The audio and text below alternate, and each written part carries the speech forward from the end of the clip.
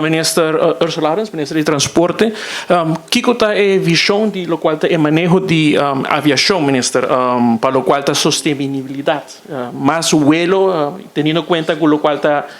medio ambiente, riba nos isa kutalo com Minister Robi Biata, purba de está na vanguardia de esse aí. Bitakere ko acaba na final de ano passado acaba AAA mostra de avião elétrico que na apresenta e bitakere de parte do governo essa que também tá algo que nos estimula e sostener também para que na vai mais de sustentabilidade maneira me avisa também de meu speech que nós tá querer que não somente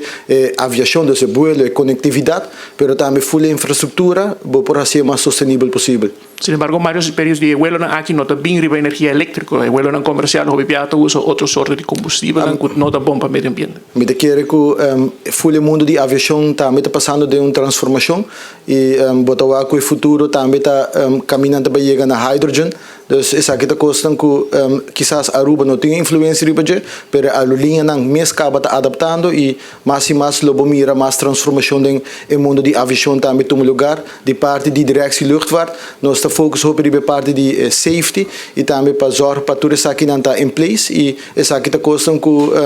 acordo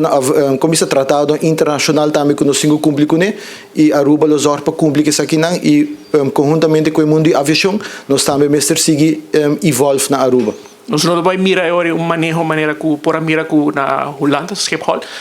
por de reduzir o vuelo não algo assim aqui na Aruba nós não vamos mirar. Minuto quer sobre na final do dia maneira ministro de turismo também disse que o mundo de aviação tem efeito direto para o que trata turismo para nossa economia nós lo por sempre ter esse balanço entre meio ambiente natureza e economia pero nós mestre que um tique realístico também o mundo de aviação Aruba não tem muito controle riba de maneira